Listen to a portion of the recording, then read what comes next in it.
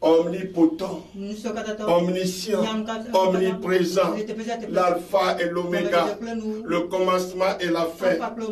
Toi qui étais, qui est et qui vient, toi qui domines sur le règne des hommes, sur le monde visible et invisible, que ton nom est merveilleux.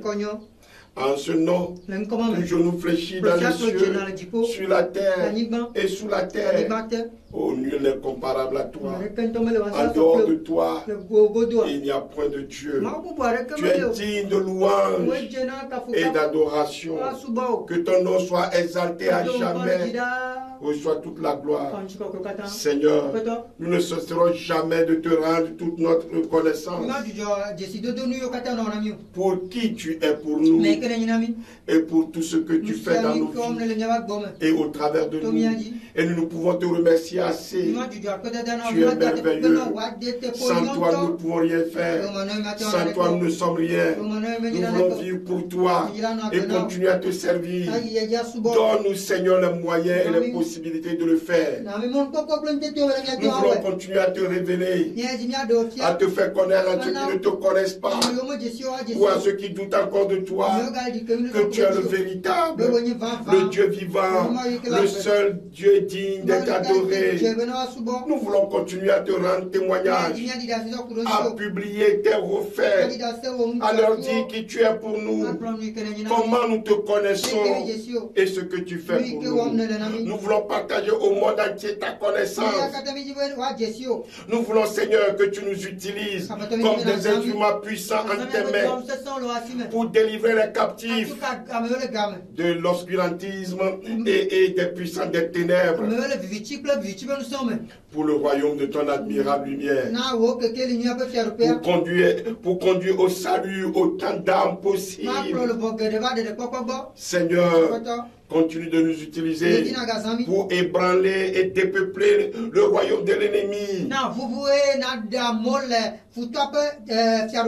Et remplis ton merveilleux et glorieux royaume. Nous voulons te servir, Seigneur, comme des canaux de bénédiction. Seigneur, nous avons besoin pour cela des moyens pour mieux te servir. Équipe-nous davantage sur le plan spirituel pour que chaque parole qui sort de notre bouche provienne réellement de l'épée de l'esprit. Qu'elle apporte la délivrance à ceux qui l'écoutent, la guérison, la restauration, la transformation, la bénédiction, afin que toute la gloire soit rendue. Seigneur, équipe-nous aussi davantage sur le plan matériel. Merci d'avoir mis à notre disposition cette chaîne LNTV, Lumière des Nations TV, pour le réveil de l'Église.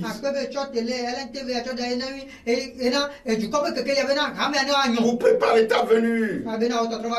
Seigneur, nous recevons tout de toi et faisons tout par pure grâce. Nous avons besoin de ressources, de collaborateurs engagés comme nous. Nous avons besoin de matériel adéquat, d'équipement pour faire face à nos besoins. Nous avons besoin d'un siège et de studios dignes pour mieux remplir cette mission, Seigneur. Tu es venu dans une étable, mais tu as rempli toute la terre. Et tu nous as également demandé d'atteindre les extrémités de la terre avec la bonne nouvelle du salut, la vérité qui libère. Seigneur, équipe-nous aussi sur le plan financier. Nous avons besoin des moyens financiers pour faire face aux redevances satellitaires de cette chaîne chaque mois et toutes les autres charges ici afférentes.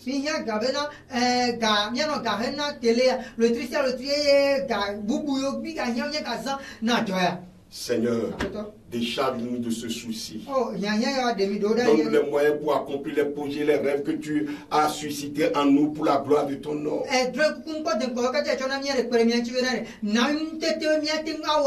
as dit dans ta parole de ne pas nous inquiéter de quoi que ce soit. Mais quand toute chose de te faire connaître nos besoins. Seigneur, le voilà. Seigneur, le voilà. Rien n'est impossible à toi. Nous croyons en toi. Nous avons mis toute notre confiance en toi. Tu ne déçois jamais si tu prends notre confiance en toi.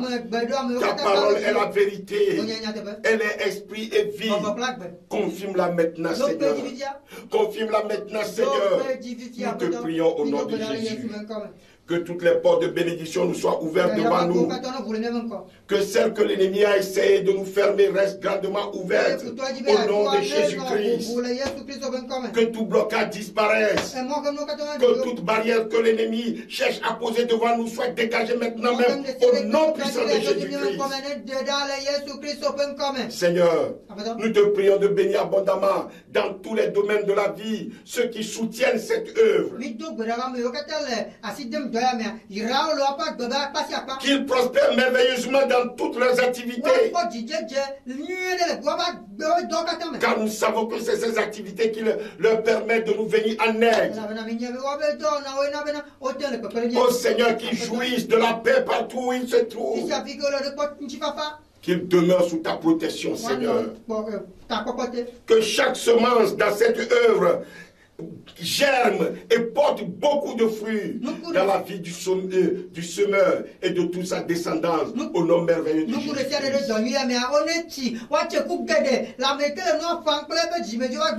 Oh Seigneur, que tous ceux qui se lèvent contre cette œuvre, que tous ceux qui s'y opposent et cherchent à la détruire soient dans la confusion totale, qu'ils soient confrontés à ta seigneurie et terrassé et brisé comme un certain Saul sur la route de Damas, et qu'il soit transformé en collaborateur intrépide pour l'avancement de cette œuvre, Seigneur.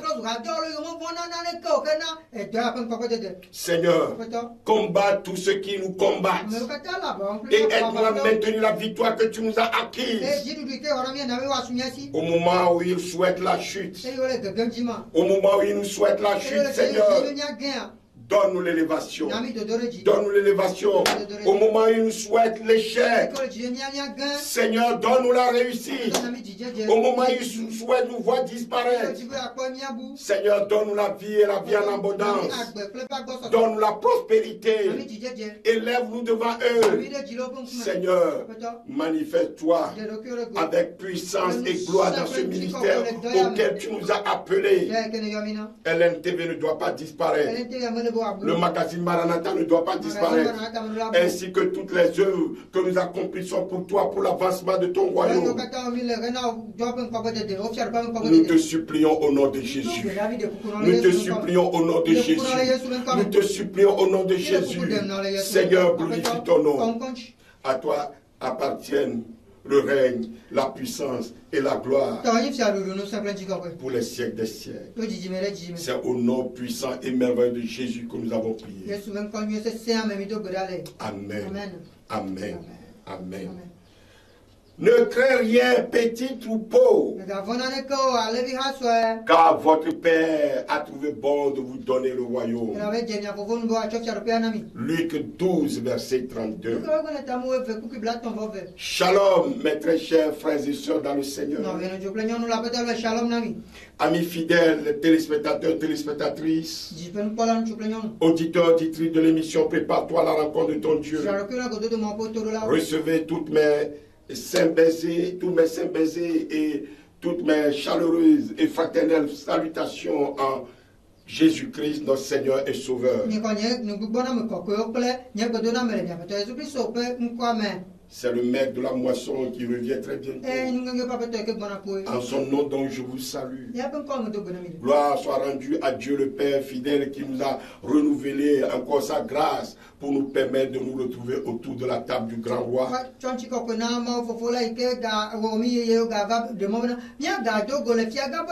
Pour déguster, pour savourer et pour nous gaver des délicieux mets célestes.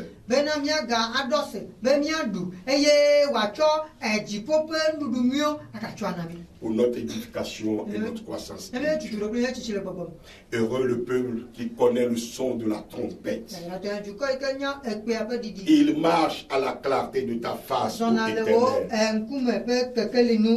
Déclare le psaume 89, verset 15. Nous lui témoignons toute notre reconnaissance. Et nous prions que nous demeurions dans l'intimité avec lui jusqu'à prendre part au rassemblement des élus pour la patrie céleste, pour les noces de l'agneau, qui nous garde comme la prunelle de ses yeux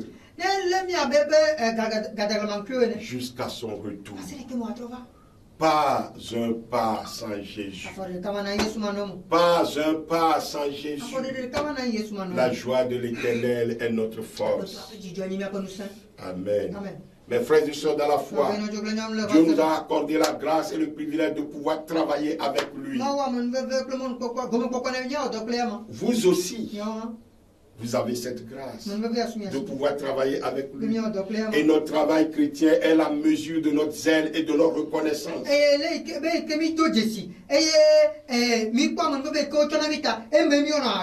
Et il ne passera pas inaperçu. Le Seigneur le voit. Et il est content de nous. La Bible dit, chacun recevra sa propre récompense selon son propre travail. Car nous sommes ouvriers avec Dieu. 1 Corinthiens 3, verset 8 à 9. Et encore, ainsi mes frères bien-aimés, soyez fermes, inébranlables, travaillant de mieux en mieux à l'œuvre du Seigneur, sachant que votre travail ne sera pas vain dans le Seigneur. 1 Corinthiens 15, verset 58. Oui, mes frères et sœurs dans la foi, l'apôtre Paul a eu à comparer la vie chrétienne à l'effort d'un athlète qui court dans un stade.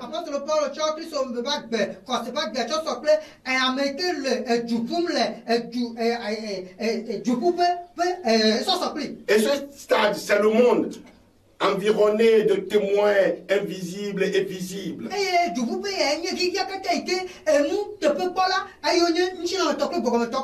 Et il nous exhorte à courir de manière à remporter le prix. Ne savez-vous pas que ceux qui courent dans le stade courent tous? Mais qu'un seul remporte le prix. Courez de manière à la remporter. 1 Corinthiens 9, verset 24. Et lui-même était à cet égard un modèle pour tous les croyants, dont vous et moi. Il dit, j'ai fait une chose, oubliant ce qui est en arrière et me portant vers ce qui est en avant. Je cours vers le but pour remporter le prix de la vocation céleste de Dieu en Jésus-Christ. Philippiens 3, verset 13 à 14. Verset 13 à 14. Philippiens 3, verset 13 à 14. Mes très chers frères et sœurs dans la foi, le tribunal de Christ révélera si nous avons été des amateurs dans la vie chrétienne ou bien des coureurs sérieux et endurants, persévérants.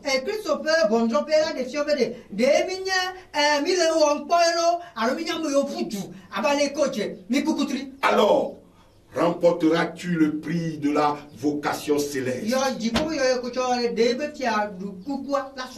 Chers amis fidèles, téléspectateurs, téléspectatrices, auditeurs, auditrices de l'émission Prépare-toi à la rencontre de ton Dieu. Mais bien-aimés dans le Seigneur, nous retrouvons, comme vous pouvez déjà le deviner, ou bien vous pouvez vous y attendre, notre enseignement sur le thème, le tribunal de Christ et nos récompenses.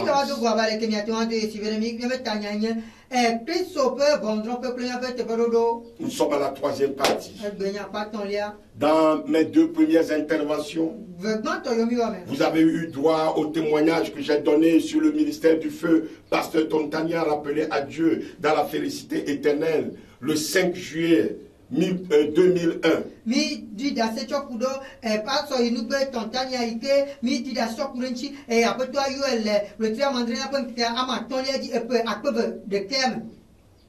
C'est vraiment un vibrant hommage que j'ai tenu à rendre à cet homme de Dieu remarquable qui a fait de moi en partie ce que je suis aujourd'hui par la grâce du Seigneur. Je n'ai rien exagéré de ce que j'ai dit de lui. Et je crois que tous ceux qui l'ont connu au temps du calvaire, aucun ne me démentirait. Au moment où j'aborde ces choses, ma pensée est allée vers ces nombreux fidèles du temps du calvaire qui sont passés par les mains du pasteur Tontania. Surtout ceux qui ont fait avec lui avant d'entrer dans des écoles bibliques et de devenir eux aussi serviteurs de Dieu et dirigeants d'église.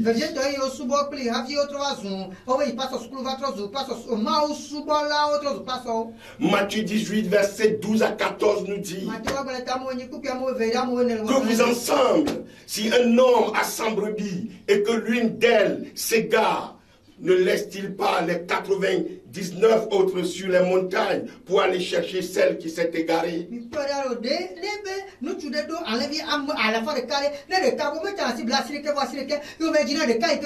Et s'il la trouve, je vous le dis en vérité, elle lui cause plus de joie que les 99 autres qui ne sont pas égarés.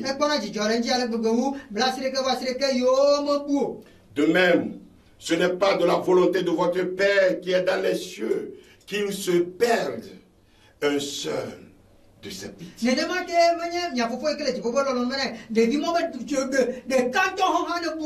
Chers serviteurs, chers servantes du Dieu vivant,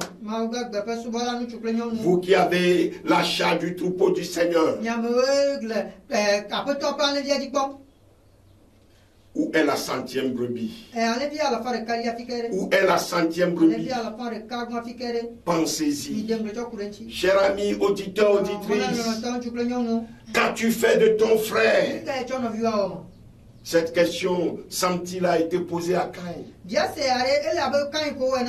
Quelle est toi ta réponse? Quelle est toi ta réponse? Pendant que nous réfléchissons tous à la question et pour évoluer, je voudrais rappeler cette mise en garde formelle du Seigneur. Garde-toi des faux prophètes. Ils viennent à vous en vêtements de brebis, mais au-dedans, ce sont des loups ravisseurs. Vous les reconnaîtrez à leurs fruits. Quand ont des raisins sur des épines, ou des figues sur des chardons. Tout bon arbre porte de bons fruits, mais le mauvais arbre porte de mauvais fruits. Un bon arbre ne peut porter de mauvais fruits, ni un mauvais arbre porter de bons fruits. Tout arbre qui ne porte pas de bons fruits est coupé et jeté au feu. C'est donc à leurs fruits que vous les reconnaîtrez. Ceux qui me disent Seigneur, Seigneur, n'entreront pas tous dans le royaume des cieux, mais celui-là seul qui fait la volonté de mon Père qui est dans les cieux. Plusieurs me diront en ce jour-là, Seigneur, Seigneur, n'avons-nous pas prophétisé en ton nom? N'avons-nous pas chassé des démons par ton nom? Et n'avons-nous pas fait beaucoup de miracles par ton nom? Alors je leur dirai ouvertement, jugement. Je ne vous ai jamais connu. Retirez-vous de moi, vous qui commettez l'iniquité. Matthieu 7, verset 15 à 23. Mes frères et sœurs, dans la foi, tout est résumé là, dans ce passage.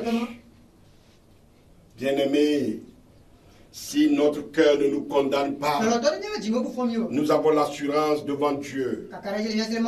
Nous dit 1 Jean 3, verset 21. À présent, j'aimerais vous donner une idée sur quoi porterait le tribunal, le jugement du tribunal de Christ. Sur quoi porterait le jugement du tribunal de Christ. D'abord, je citerai nos œuvres. Nos œuvres. Il est vrai que c'est par pure grâce que nous sommes sauvés, par le moyen de la foi en Jésus-Christ, et que ce ne sont pas par nos œuvres. Cependant, mes frères et sœurs, étant sauvés par le Christ, nous sommes appelés à pratiquer les bonnes œuvres que Dieu a préparées d'avance pour nous. Ainsi que le déclare l'apôtre Paul. Car nous sommes son ouvrage, ayant été créé en Jésus-Christ pour les bonnes œuvres que Dieu a préparées d'avance afin que nous les pratiquions. Éphésiens 2, verset 10. Il est alors naturel que le Seigneur examine chacune de nos actions.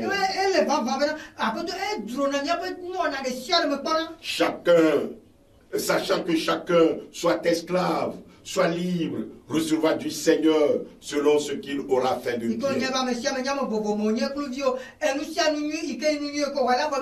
Nous dit Éphésiens 6, verset 8.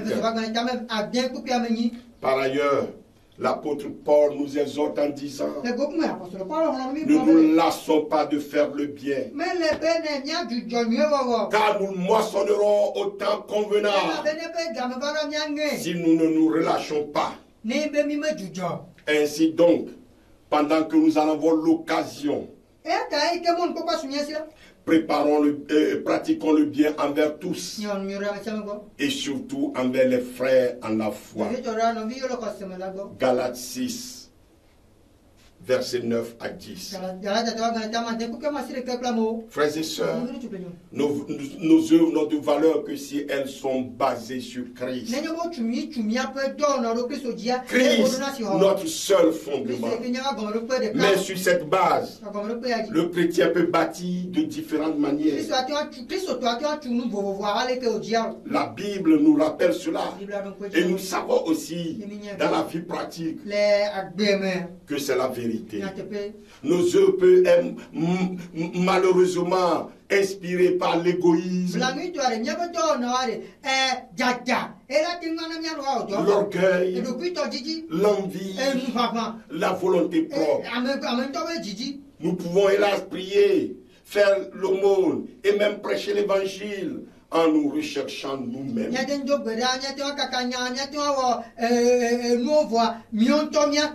Pour nos propres intérêts. Ces œuvres-là, frères et sœurs, écoutez bien, cela ne résistera pas au feu du jugement de Jésus-Christ. Par contre, si nos œuvres sont inspirées par l'amour, le zèle sincère, la recherche de la volonté et de la gloire de Dieu, elles subsisteront victorieusement à l'épreuve du jugement. Et nous recevrons notre récompense. Oui, des récompenses nous attendent devant le tribunal du Christ.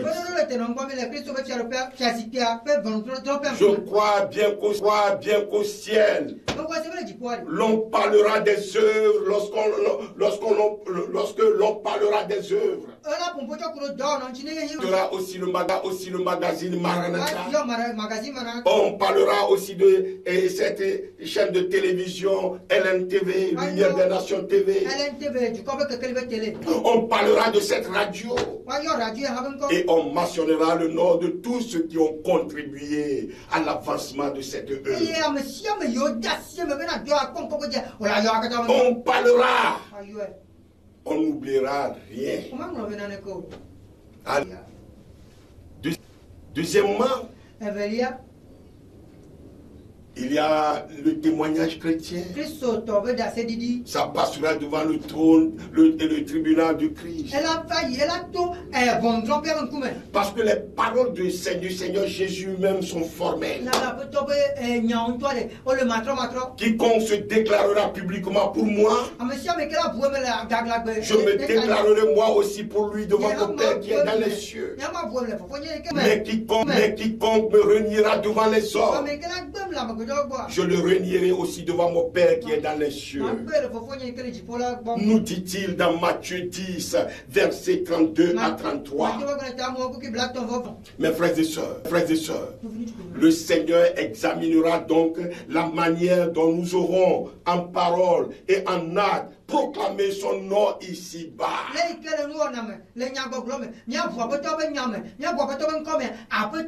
Sachez-le. On peut parler bien de Jésus, mais le renier par nos comportements. Qu'il n'en soit pas ainsi pour nous. Troisièmement, on verra le ministère, c'est-à-dire le service de la prédication, la direction de l'Église. Tous les chrétiens sont appelés au témoignage et au service dans un sens général. Mais ceux auxquels Dieu confie un ministère spécial ont évidemment une très lourde, une plus grande lourde responsabilité. C'est pourquoi il est dit, mes frères, qu'il n'y en ait pas parmi vous un grand nombre de personnes qui se mettent à enseigner. Car vous savez que nous serons jugés plus sévèrement. Jacques 3, verset 1.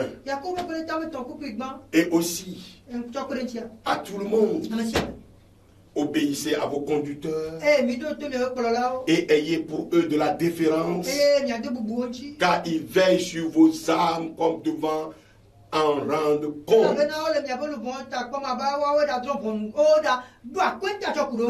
Hébreux 13, verset 1.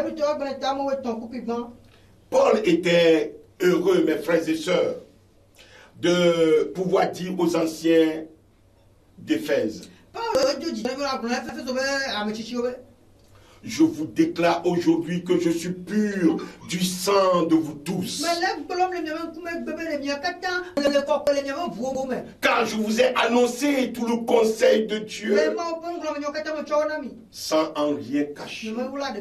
Acte 20. Verset 26 à 27. Écoutez bien, mes frères et sœurs, dans la foi, la valeur d'un ministère se mesure à ses fruits. Visible ou connu de Dieu seul. Ainsi que les âmes gagnées. Il est dit, celui qui plante et celui qui arrose sont égaux.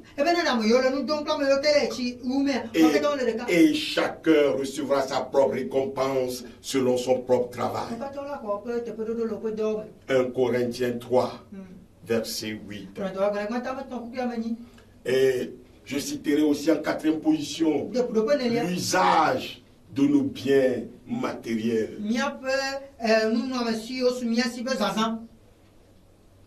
Le Seigneur qui nous fait gagner de l'argent, comment l'utilisons-nous? À cet égard, il convient d'éviter deux extrêmes.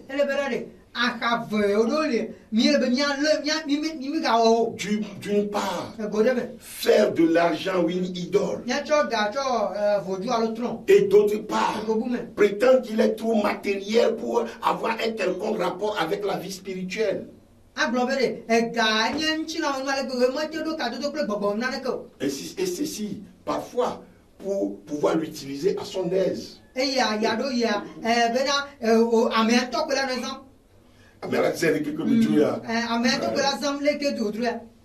L'apôtre écrit à Timothée.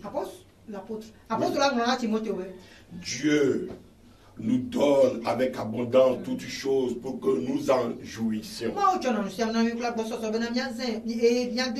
C'est dans 1 Timothée 6, verset 17. Mais le Seigneur veut aussi que ses enfants lui consacrent leur bien.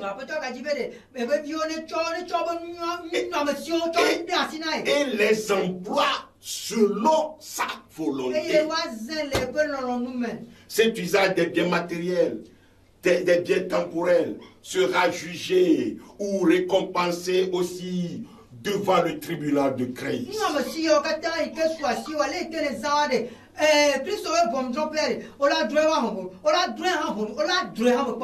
Retenons cela. Je vais vous donner ici des textes de la parole de Dieu que nous pouvons méditer à ce profit. Suivez-moi très bien. Que ton aumône se fasse en secret. Et ton Père qui voit dans le secret te le rendra. Matthieu 6, verset 4. Si vous prêtez à ceux de qui vous espérez recevoir, quel gré vous en sera-t-on? Les pécheurs aussi prêtent aux pécheurs afin de recevoir l'appareil. Mais aimez vos ennemis, faites du bien et prêtez sans rien espérer. Et votre récompense sera grande. Et vous serez fils du Très-Haut. Car il est bon pour les ingrats. Car il est bon pour les ingrats et pour les méchants. Nous dit Luc 6, verset 34 à 35. Vendez ce que vous possédez et donnez-le en aumône.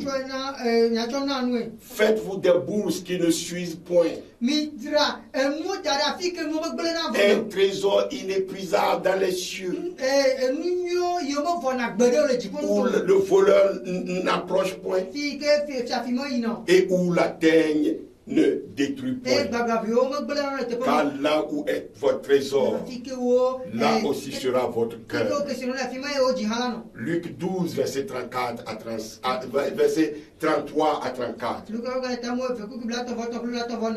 Recommande aux Juifs, aux riches du présent siècle de ne pas être orgueilleux,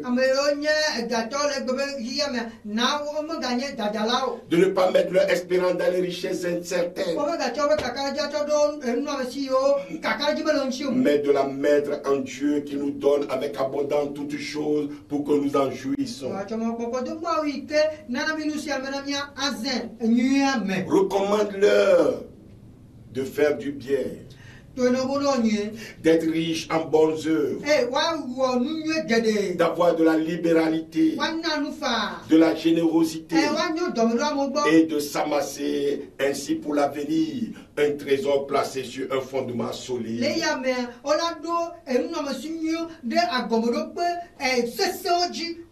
afin de saisir la vie véritable. 1 Timothée 6, verset 17 à 19.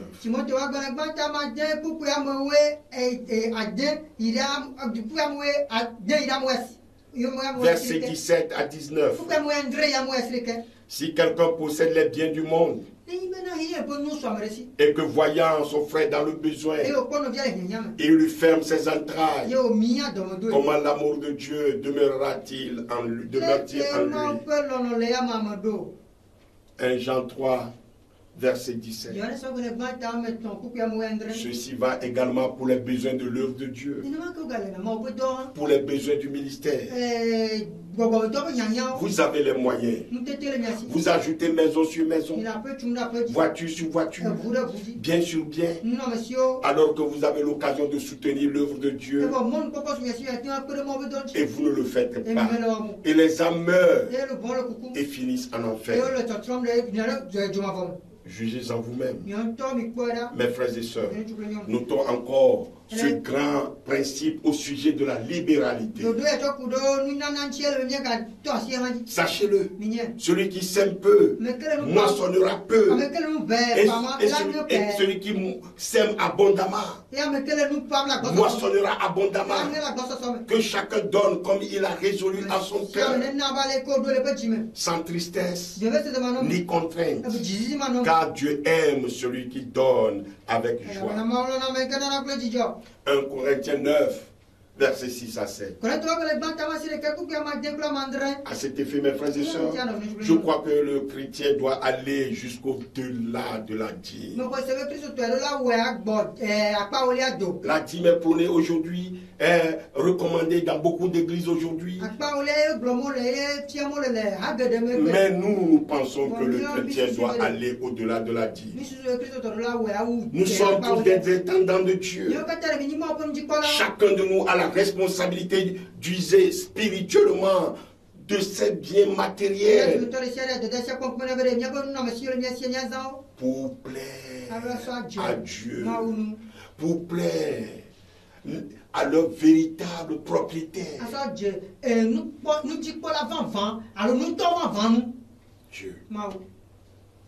Et cinquièmement, je crois que notre foi, la foi ferme et l'espérance vivante,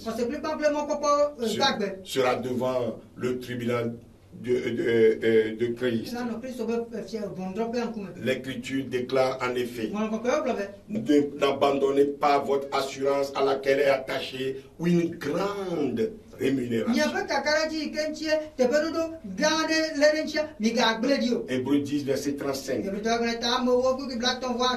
Par ailleurs, Paul écrit à Timothée: j'ai combattu le bon combat, j'ai achevé la course, j'ai gardé la foi. Désormais, la couronne de justice m'est réservée.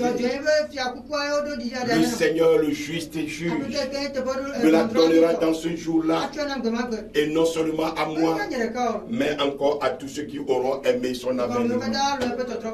2 Timothée 4. Versets 7 à 8. Mes frères et sœurs de la foi, aimer l'avènement du Seigneur signifie sans doute aimer le Seigneur lui-même plus que tout. Puis attendre son retour. Attendre son retour. Nous y préparer chaque jour et chercher à y préparer notre entourage. Ici, mes frères et sœurs, auditeurs, auditrices, je parle, ou bien il s'agit de la vraie foi.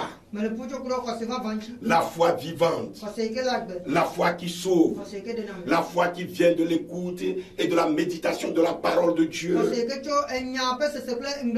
la parole de Christ, et qui signifie une ferme assurance des choses qu'on espère, une démonstration de celles qu'on ne voit pas. Hébreux 11, verset 1. Cette foi, malheureusement, beaucoup qui prétendent servir Dieu aujourd'hui ne la possèdent pas. Il vous faut connaître bien la parole de Dieu, avoir le Saint-Esprit pour les reconnaître par le discernement, en voyant bien sûr les fruits qu'ils produisent. Ils sont très rusés, se disent serviteurs de Dieu, se disent chrétiens et se servent du nom de Christ. Mais plusieurs sont magiciens, plusieurs sont occultistes, plusieurs sont sorciers, plusieurs sont époux de la sirène des eaux et utilisent son pouvoir. Plusieurs sont dans des sociétés secrètes. Plusieurs invoquent des démons. Plusieurs voyagent dans le monde astral, le monde des ténèbres. Plusieurs ont déjà vendu les âmes de leurs fidèles religieux. Oui.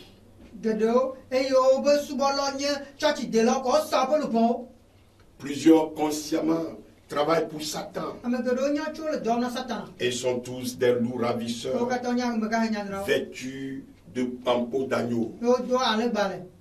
C'est à eux que Jésus dira: je ne vous ai jamais connu, retirez-vous de moi, vous qui commettez l'iniquité.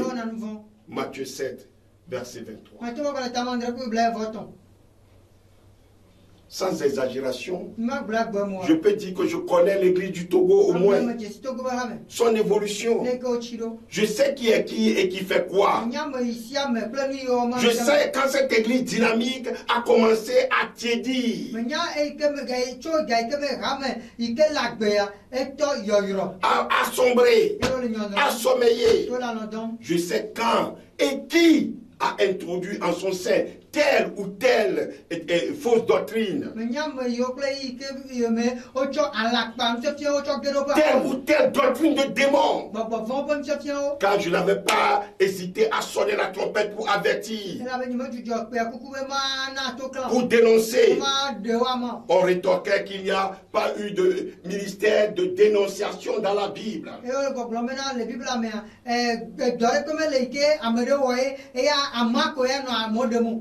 Que disent-ils alors du rôle de sentinelle? Éphésiens 3, verset 17. Et Ézéchiel 3, verset 17. Ézéchiel 33, verset 2. Verset 6 à 7. Que disent-ils de Jérémie 1, verset 10?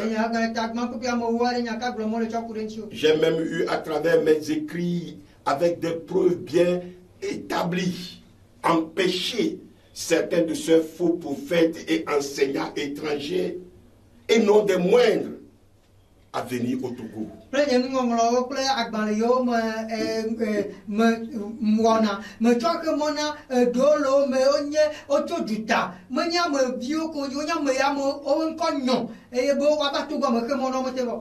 Ces fausses doctrines séduisantes ont envahi, tel de livret, presque toutes les assemblées aujourd'hui. Finalement, on met tout ensemble dans le même panier appelé corps de Christ. Écoute-moi bien, mon frère, ma soeur. L'homme de Dieu que tu suis sans réserve pourrait te conduire là où lui-même il va. J'ai tout récemment lu un livre en anglais du Nigérian Witness King Paul Obieke, qui affirme que 99% des ministres et des églises sont sur la voie de l'enfer. Witness King Paul Obieke. Et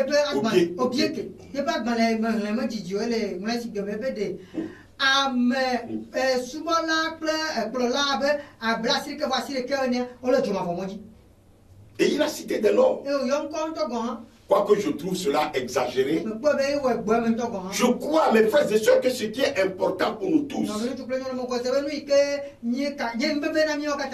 c'est de nous retrouver parmi le petit reste.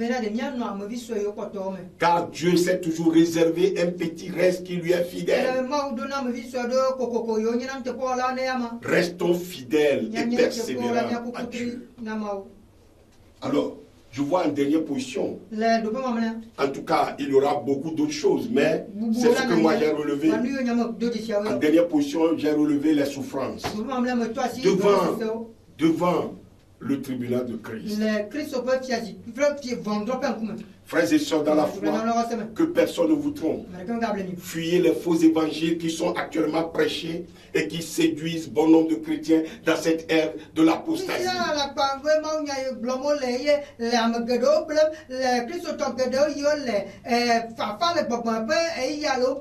Écoutez bien et retenez, la vie du chrétien fidèle est toujours accompagnée de souffrance. Je ne prêche pas la souffrance. Je prêche la bénédiction. Mais il faut passer par les conditions, les préacquis. Je dis, la vie du chrétien fidèle est toujours accompagnée de souffrances. Sur les traces de son sauveur, il a paru aussi à la croix pour participer ensuite à la gloire.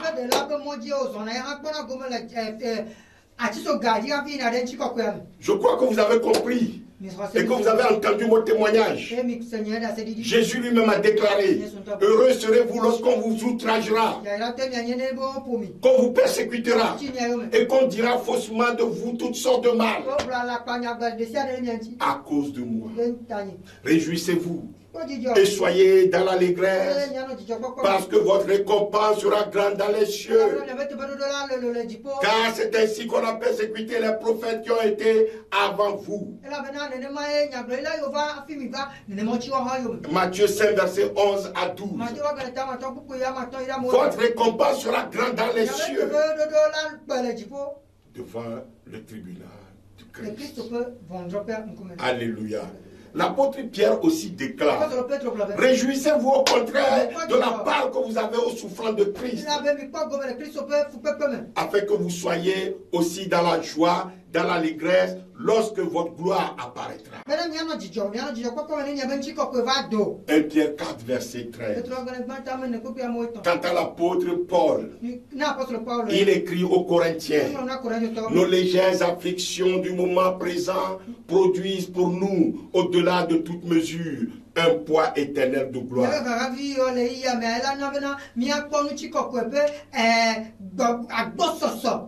2 Corinthiens 4, verset 17 à 18. 2 Corinthiens 4, verset 17 à 18. Où est-il écrit? Mes frères, mes sœurs, où est-il écrit que parce que Jésus a tout accompli, le chrétien ne doit plus souffrir? Oui, nous savons tous qu'il n'est pas facile pour le chrétien de se réjouir dans ses souffrances.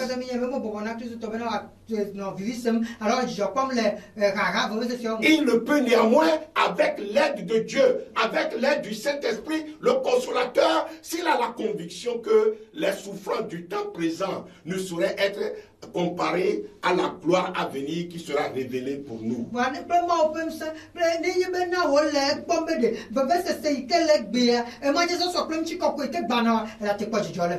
Romains 8, verset 18. Le chrétien vit sa vie chrétienne en ayant le regard de la foi tournée vers celui qui est invisible mais réel.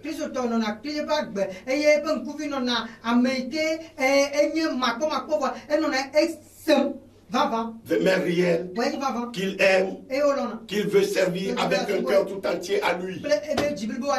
Il sait qu'au tribunal de Christ, il aura des comptes à rendre sur toute la manière dont il aura employé cette nouvelle vie que Jésus-Christ lui a donnée.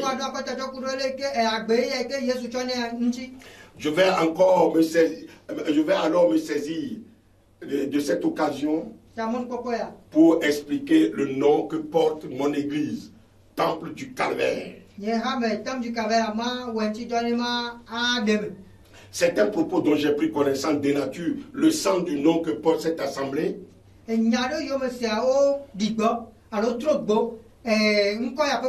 En prétendant que le temple du Calvaire signifie le lieu de souffrance, le lieu de malédiction, pour décourager les gens à s'y rendre.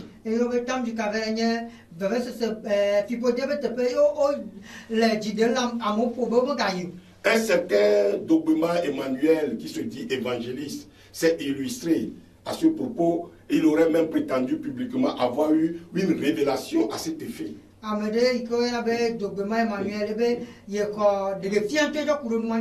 Cela révèle de l'ignorance ou de la méconnaissance des Saintes Écritures, ou bien sa manipulation hasardeuse, œuvre de l'ennemi de nos âmes, visant à nous éloigner du projet de Dieu pour tout homme. En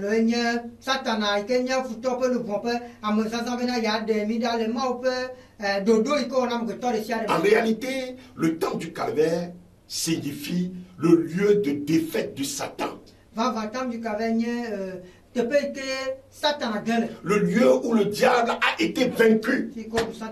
Le lieu de victoire pour nous qui croyons. Il est incompréhensible que le diable, qui est foncièrement contre l'Église et qui cherche à détruire l'Église, s'attaque particulièrement à cette église dont le nom lui rappelle sa défaite.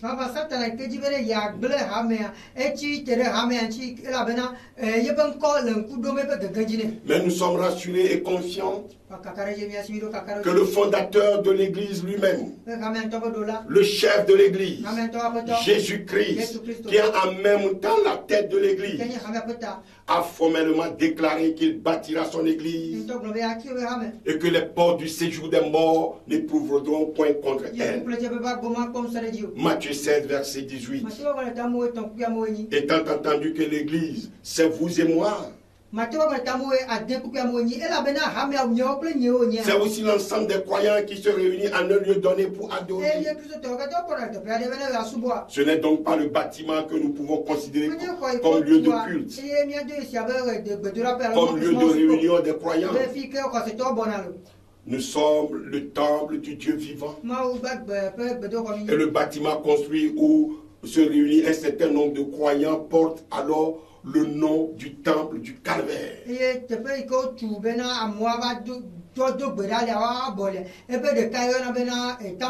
Ce qui veut dire en clair que sans la présence des fidèles en son sein, le temple du Calvaire n'est qu'un simple bâtiment. Et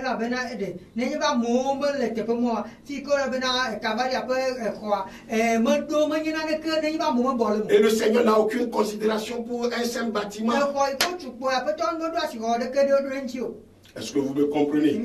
Ce sont les saints dans ce bâtiment qui font partie de l'église, l'épouse du Seigneur, comme d'autres en tout lieu qui seront enlevés.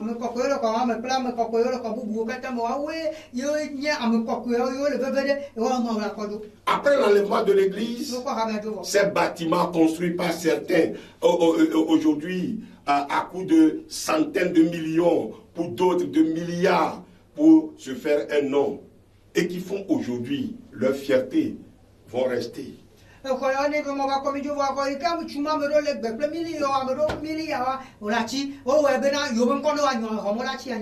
Et peut-être ces bâtiments vont être rationnés par le gouvernement de l'Antéchrist pour servir de magasin ou d'entrepôt. Au fait, que veut dire calvaire? Ce mot dans le dictionnaire est attribué effectivement à une lourde épreuve physique et morale.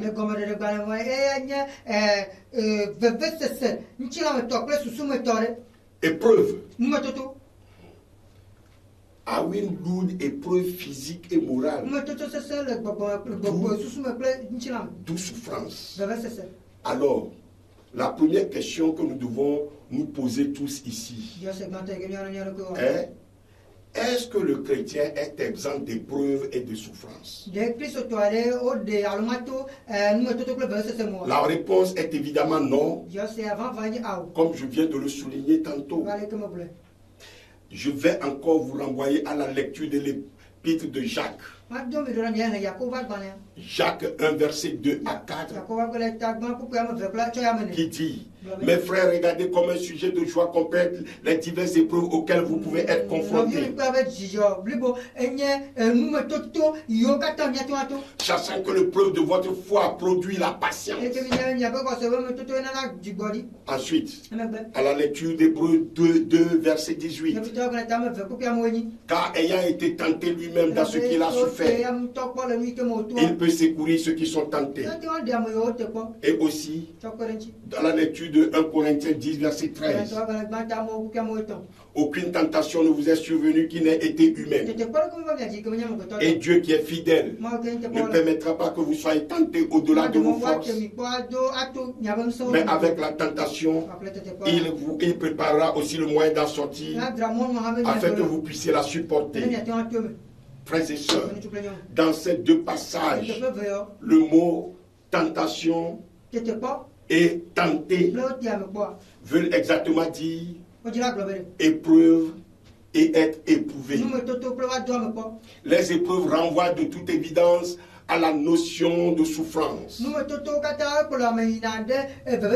Et ce que nous retrouvons également dans ces versets.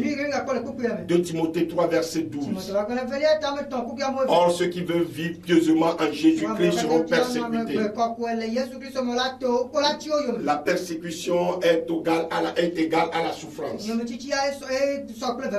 Et dans Actes 14, verset 22, c'est par beaucoup de tribulations qu'il nous faut entrer dans le royaume de Dieu. Tribulation égale aussi souffrance. La tribulation entraîne la souffrance. Et nous pouvons aussi ajouter à cela 1 Pierre 1, verset 1 à 7. Je vais seulement vous lire les versets 6 à 7. C'est là ce que vous faites, c'est là ce qui fait votre joie, quoique maintenant, puisqu'il le faut, vous soyez attristés pour un peu de temps par diverses épreuves.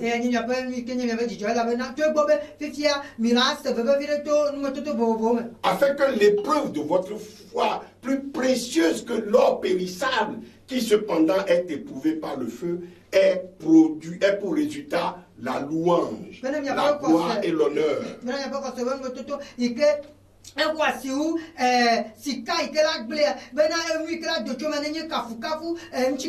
Lorsque Jésus-Christ apparaîtra, calvaire est donc effectivement souffrance. Qui dit calvaire dit croix. Et qui dit croix dit souffrance. Calvaire fait référence au lieu où le Christ fut crucifié et mourut après une longue agonie appelée la passion du Christ. Il s'agit de la colline de Golgotha. Mais là où il a versé son précieux sang pour nous racheter. C'est là. Mais il ne faut pas, mes frères et sœurs, nous arrêter et voir seulement la souffrance. Voir seulement le prix payé. Il faut voir ce qui en découle. La victoire. La victoire. La victoire. Alors, calvaire, c'est le lieu de souffrance, mais aussi le lieu de victoire. Il est admis généralement que sans la croix, pas de victoire. Et sans la croix, pas de couronne. À la croix du calvaire, Satan, le diable, a alors essuyé une grande défaite dont il ne pourra jamais se remettre. Alléluia. Gloire à Dieu. Il a perdu ses prétentions sur le monde. C'est pour cela que le diable n'aime pas qu'on parle du calvaire, qu'on parle de la croix, car cela lui rappelle ce souvenir très amer. Il fait tout aujourd'hui pour enlever la croix de l'évangile, pour extirper la croix de la vie chrétienne. Parce que sans la croix dans la vie du chrétien, il n'y a pas de victoire sur la chair, il n'y a pas de victoire sur le péché. Il n'y a donc pas de victoire dans la vie du chrétien sur le diable. Quoi de plus normal que Satan règne et cherche à détruire l'église qui porte le nom du temple du calvaire. Car la prédication de la croix est une folie pour ceux qui périssent. Mais pour nous qui sommes sauvés, elle est une puissance de Dieu. Elle est une puissance de Dieu. 1 Corinthiens 1, verset 18. Écoutez bien mes frères et sœurs. La croix est le centre de la vie chrétienne. Paul dit, si notre évangile est encore voilé, il est voilé pour ceux qui périssent, pour les incrédules dont le Dieu de ces siècles a aveuglé l'intelligence. afin qu'ils ne visent pas briller la splendeur de l'évangile de la gloire de Christ, qui est l'image de Dieu. 2 Corinthiens 4, verset 3 à 4. Mais mes frères et sœurs, quelles sont alors les conditions de Jésus?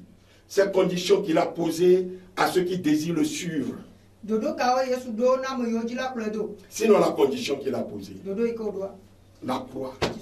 La croix. Le port de la croix. Lisons dans Matthieu 10, versets 37 à 39. Celui qui aime son père ou sa mère plus que moi n'est pas digne de moi. Et celui qui aime son fils ou sa fille plus que moi n'est pas digne de moi. Celui qui ne prend pas sa croix et qui me suit et ne me suit pas n'est pas digne de moi. Celui qui conservera sa vie la perdra, et celui qui perdra sa vie à cause de moi la retrouvera. Frères et sœurs dans la foi, nous trouvons également là, bien sûr, la notion de souffrance. La souffrance. Aux chrétiens de Rome, Paul a écrit: mais si pour un aliment ton frère est attristé, tu ne marches plus dans l'amour. Ne cause pas par ton aliment la perte de celui pour lequel Christ est mort. Que votre privilège ne soit pas un sujet de calomnie, car le royaume de Dieu, ce n'est pas le manger et le boire, mais la justice, la paix et la joie par le Saint-Esprit. Romains 14, versets 15 à 17. Le royaume de Dieu n'est pas le manger et le boire, mais c'est tout le contraire qui est prêché aujourd'hui, en rejetant entièrement la justice, la paix et la joie selon le Saint-Esprit.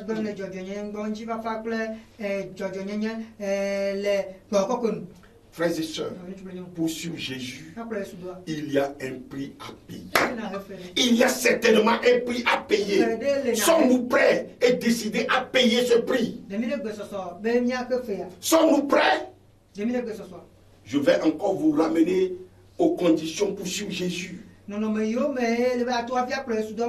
Matthieu 16, verset 24. Alors Jésus dit à ses disciples: si quelqu'un veut venir après moi, qu'il renonce à lui-même, qu'il se charge de sa croix et qu'il me suive. Qu'il renonce à lui-même et qu'il me suive. Est-ce une partie de plaisir de renoncer à soi-même?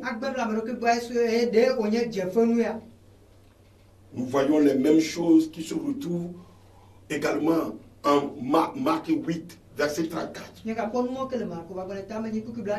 Et en Luc 9, verset 23. Et encore, il est précisé ici en Luc 14, verset 27. Quiconque ne porte pas sa croix et ne me suit pas ne peut être mon disciple. La croix. La croix. Que veut-il alors porter sa croix? Porter sa croix ne veut pas dire se faire un bijou avec la croix, un pendentif ou des boucles d'oreilles représentant la croix et porter.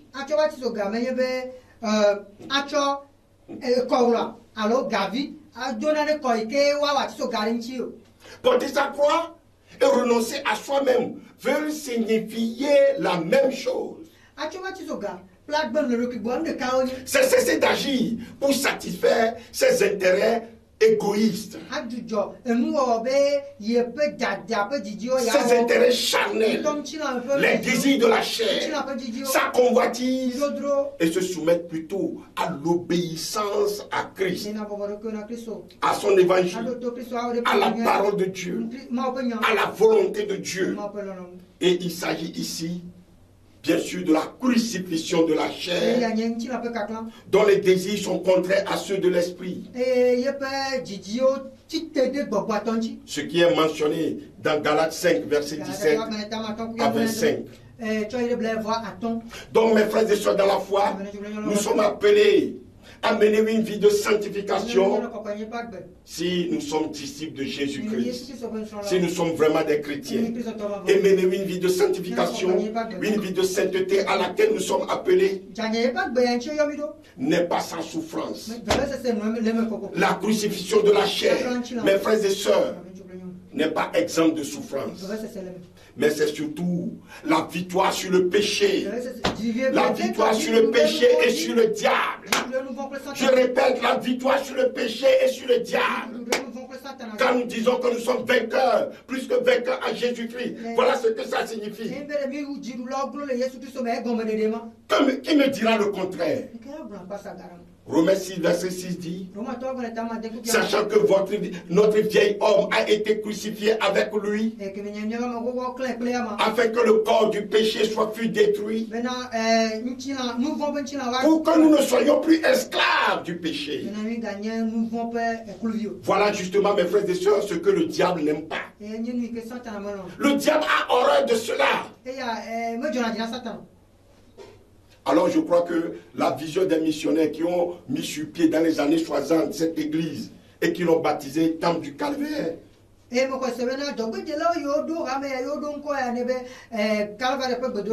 c'est ça. N'est-elle pas alors de former de vrais disciples de Jésus-Christ, comme nous l'expliquent tous ces passages que nous venons de voir?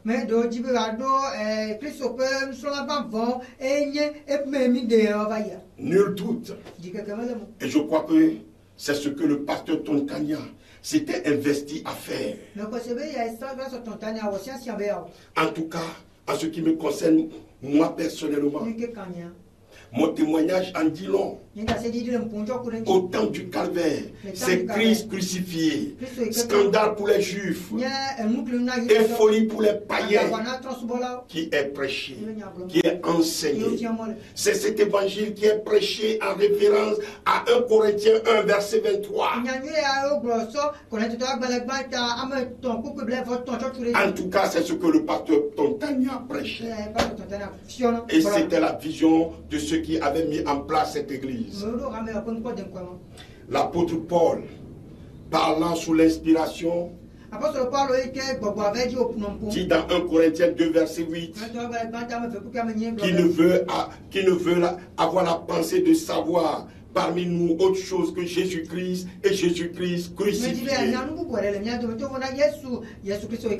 C'est ce que rappelle le temple du Calvaire à ses fidèles et à tous les croyants. C'est pourquoi le diable ne veut pas d'assemblée qui porte justement ce nom, qui lui rappelle le souvenir amer de sa défaite.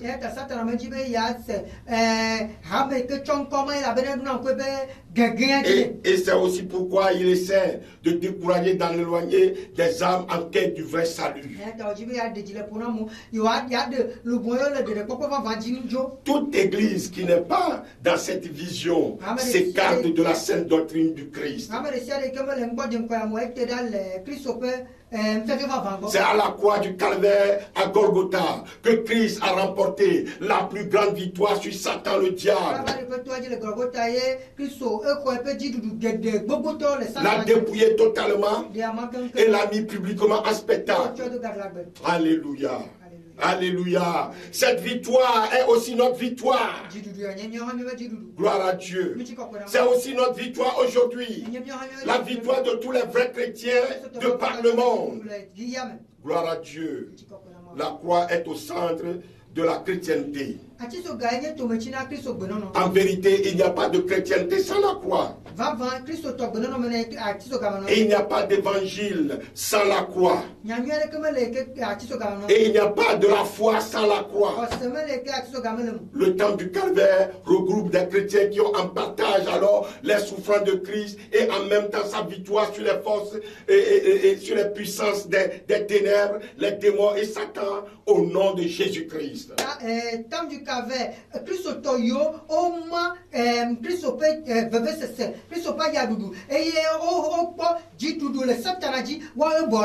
Amen. Gloire à Dieu. Ils l'ont vaincu à cause du sang de l'agneau et à cause de la parole de leur témoignage. Et ils n'ont pas aimé leur vie jusqu'à craindre la mort. Apocalypse 12, verset 11. Pour ma part, je pourrais dire à ce qui me concerne personnellement que je suis passé par toutes ces expériences inhérentes à ma nouvelle nature au temple du Calvaire sous la conduite du pasteur Tom Tania.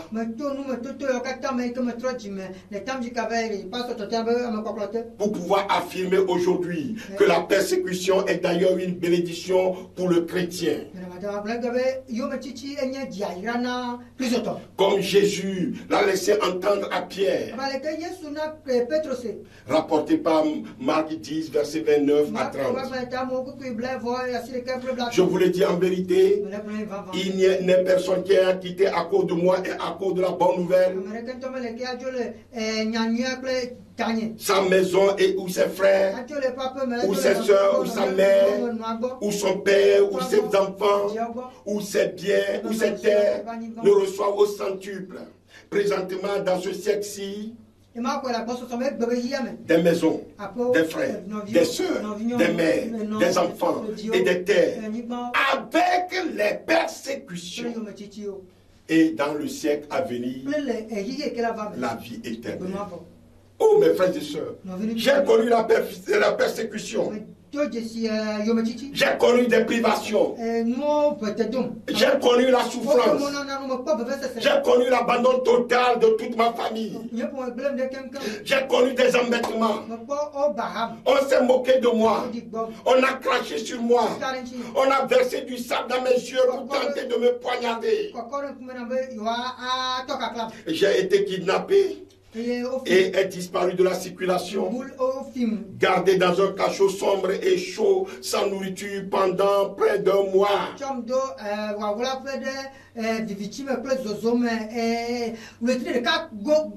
J'ai été déshérité sous prétexte que ce n'est pas le vaudou que j'ai renié, que ma mère avait acquis tous ses biens.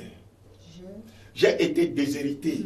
Sous prétexte que ce n'est pas le vaudou que j'ai renié, que ma mère avait acquis tous ses biens.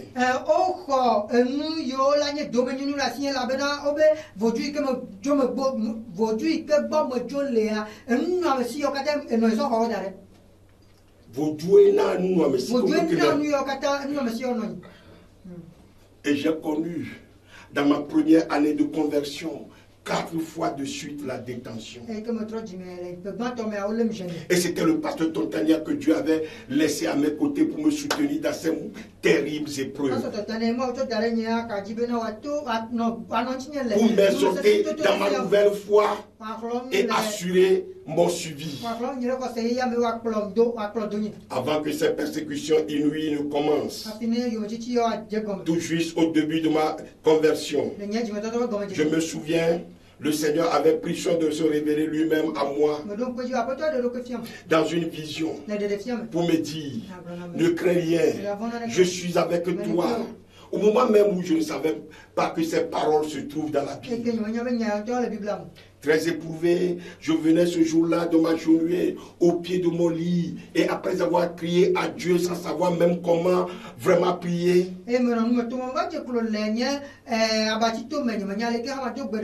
je posais ma tête sur le lit et allait être pris par un petit sommeil lorsque quelqu'un me donna de légères tapes sur mon dos en me disant, ne crains rien, je suis avec toi. Je relevai immédiatement la tête et vis quelqu'un de derrière portant un linge fin sortir de ma chambre. Je ne peux dire comment il était. Et si ses pieds touchaient le sol. Je sortis derrière lui. Mais dehors, je ne le vis plus. Il n'y avait dans la cour que mes frères et sœurs et ceux qui étaient venus pour la consultation et les cérémonies.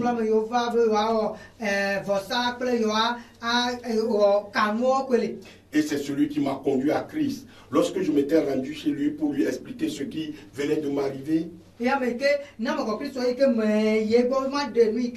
qui m'avait montré pour la première fois dans ma Bible Ésaïe 41, verset 10. Ne crains rien, car je suis avec toi. Ne promène pas des regards inquiets, car je suis ton Dieu. Je te fortifie. Je viens à ton secours. Je te soutiens de ma droite triomphante.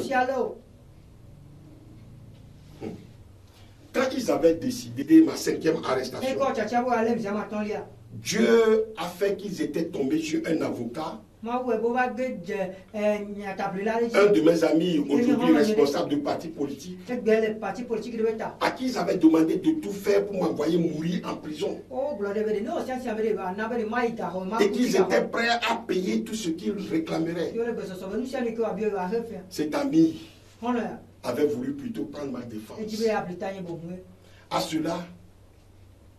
Avant cela plutôt, lors de ma 4e détention, toujours sur de fausses accusations, Dieu allait encore m'envoyer un ange sous l'apparence d'un fou pour me remettre une Bible et me dire courage, ça va finir. Lorsqu'on m'envoya encore de nouveau en cellule, ce jour-là, je fus très outré, tellement fâché que je m'étais dit à haute voix, c'est parce que je ne me venge pas que vous continuez. À ma sortie d'ici, je vais vous éliminer un à un parce que je me suis débarrassé de mes puissances, de mes pouvoirs. Vous n'avez plus peur de moi et je suis devenu un jouet entre vos mains. Vous avez oublié qu'une bouteille devient dangereuse quand elle est cassée.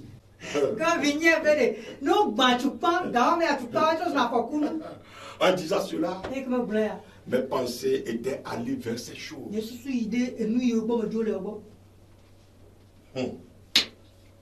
Quelques minutes plus tard, j'avais senti le besoin de prier. Mais c'était comme un vide dans ma mémoire. Je ne me souviens même plus du nom de Jésus-Christ. Je ne savais plus comment prier. Et n'arrivais pas à dire un mot en ce sens. C'est alors que ma pensée vint à ma Bible. Au moins, si je pouvais la voir. Ma femme, apprenant mon énième arrestation, m'avait apporté à manger. Je la renvoyais chercher ma Bible et refusais de toucher à la nourriture. Le lendemain, elle revint vers midi encore avec à manger, mais sans la Bible. Je la grondais et refusais de lui prendre la nourriture. Elle n'arrivait pas à repartir et alla s'asseoir sur le banc de la salle d'attente. Tandis que moi, j'étais debout dans la cellule de garde à vue. Et quelques instants plus tard, un homme à haillons, les cheveux en broussailles, les pieds nus, ayant tout l'air d'un fou, pénétrait dans la salle, sans être même interrompu par le policier. Ce policier qui était au portail, qui était de garde. Et cet homme se dirigea vers moi. Je lui souris et lui demandai, qu'est-ce que tu nous apportes? Et il sortit de la poche arrière de son pantalon déchiré une Bible et me la tendit en disant, du courage, ça va finir. Je ne sais plus combien au juste je lui avais remis avant de brandir ma Bible. Oui. Avant de la Bible. Et c'est en ce moment que le policier de garde prit conscience et il cria, mais qu'est-ce qui se passe ici? Je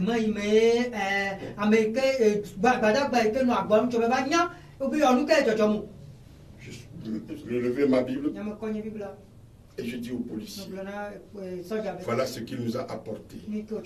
Le policier écarquilla les yeux, dans un étonnement total. Et il me dit, n'est-ce pas à cause de cela que tu grondais tout à l'heure ta femme et que tu as refusé de prendre la nourriture? Il me regardait un instant, tandis que mon visiteur était déjà parti. Et le policier alla s'asseoir à son bureau, sur lequel il posa la tête. Lorsqu'il releva la tête, je le vis essuyer des larmes qui coulaient de ses yeux. Convaincu de mon innocence et de la main de Dieu sur moi par le miracle dont il venait d'être témoin,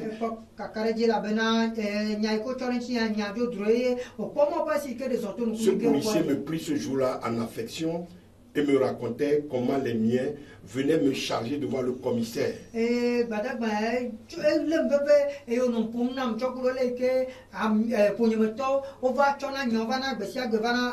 avait promis lui-même de m'aider. C'était un musulman. Lorsque j'avais appris plus tard, au temps fort de la crise sociopolitique qui secouait notre pays, que ce poste de commissariat de police avait été saccagé et les policiers molestés,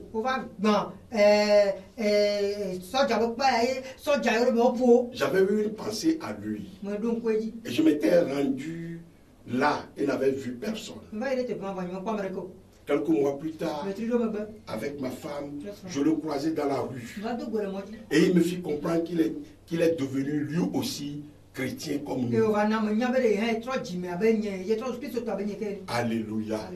Mes frères et sœurs, quand mon bienfaiteur qui m'avait remis la Bible était parti, le premier message sur lequel j'étais tombé en ouvrant la Bible au hasard fut Jacques 1. Les tout premiers versets que je lis avidement à haute voix. Mes frères, regardez comme un sujet de joie les diverses épreuves auxquelles vous êtes confrontés, sachant que l'épreuve de votre foi produit la patience. Oh, quelle consolation en comprenant ce qui m'arrivait. Donc Dieu avait permis cela pour me faire passer par le brisement et aussi pour m'apprendre à compter uniquement sur lui. Sur lui seul. En vérité, je vous le dis, si le grain de blé qui est tombé en terre meurt, il reste seul. Mais s'il meurt, il porte beaucoup de fruits. Jean 12, verset 14. Mourir à soi-même pour renaître nouvellement en Christ. Dieu a toujours en vue la formation et la bénédiction de ceux qui lui appartiennent dans ce monde. Et je passais par son école. Ceux qui plaisent à Dieu passent alors souvent au creuset de l'humiliation. Mes frères et sœurs, l'or doit passer par le feu pour être débarrassé des scories, de toutes les impuretés. Afin de pouvoir bien briller. Et parfois même, c'est à 1064 degrés Celsius. Oui, mes frères, mes amis, le feu nous prépare à être utile pour l'œuvre de Dieu. En effet, un Dieu saint a besoin d'hommes et de femmes qui se sanctifient afin d'être utiles et efficaces à son œuvre.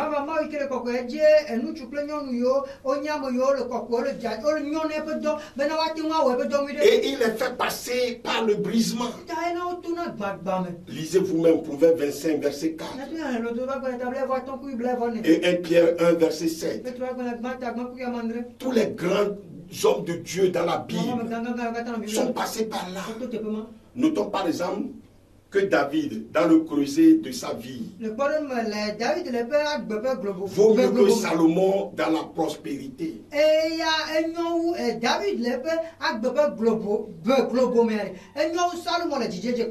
La vie du premier, c'est-à-dire David, est majestueuse, comme la fin de sa vie est majestueuse, comme un coucher du soleil. David peut agber abe nous elle enyo abe tandis que celle du dernier, c'est-à-dire de Salomon, ressemble à la fin d'un triste jour qu'aucun rayon ne vient éclairer.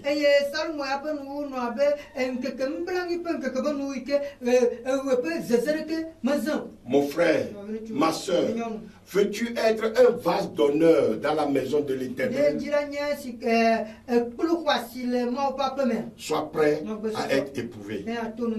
Ceux qui étaient avec moi en cellule le jour-là, c'était tous d'abord regroupés autour de moi afin que je leur lise des passages de la Bible et leur donner mon témoignage.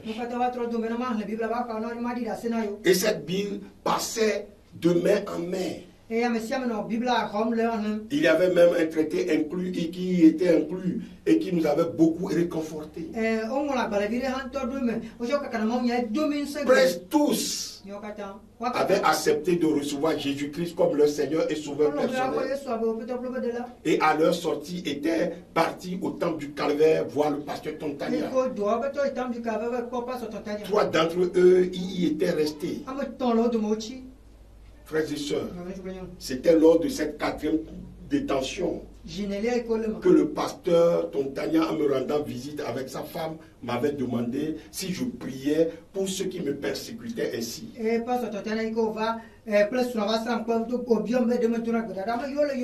En ajoutant aussitôt, frère Afolabi, c'est ce que tu leur demandes à Dieu, que Dieu t'accordera à toi aussi. J'ai encore beaucoup de choses à dire, mais à cause du temps, je vais m'arrêter ici en exprimant à tous mon désir ardent de voir chacun, de nous retrouver tous au ciel.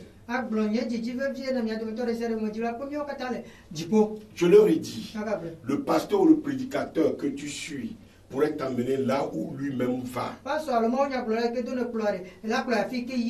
Mes frères et sœurs, je crois que vous avez suivi mon message. Ne vous amusez pas avec la parole de Dieu. C'est très important. Nous sommes à l'ère de l'apostasie. Et il s'avère impérieux, très important de méditer sur ce message. Ne vous amusez pas avec la parole de Dieu. Si vous ne l'avez pas suivi, vous pouvez le trouver comme tous les autres messages d'ailleurs sur nos pages Facebook et YouTube. Abi Barta Folabi.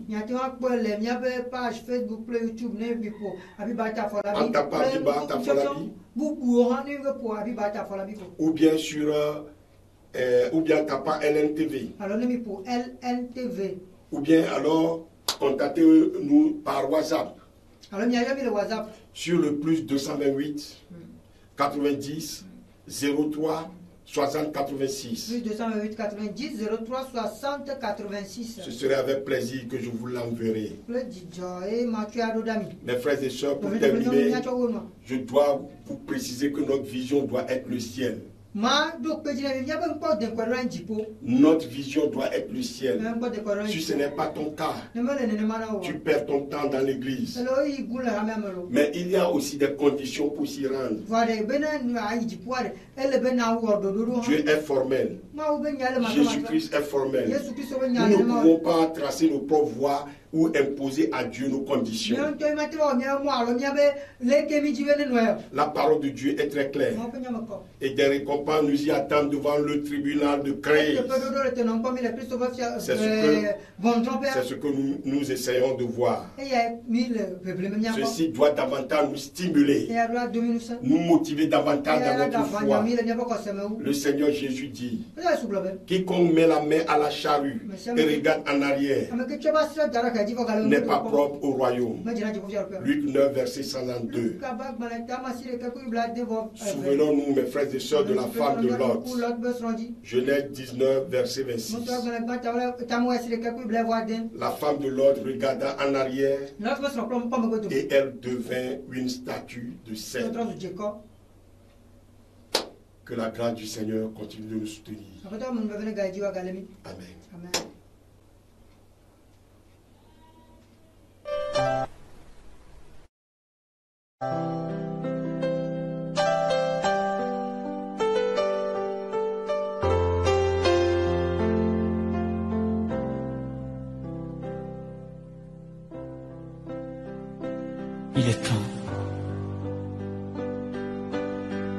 Il est temps de répondre à l'appel de ton Dieu.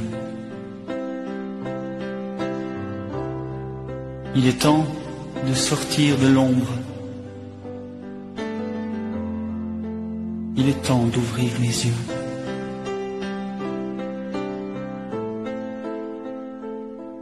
Il est temps de se lever, de s'approcher du Dieu de gloire.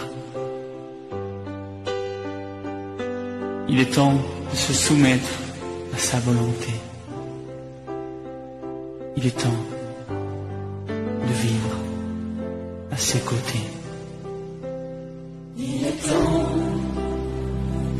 de répondre à l'appel de ton Dieu.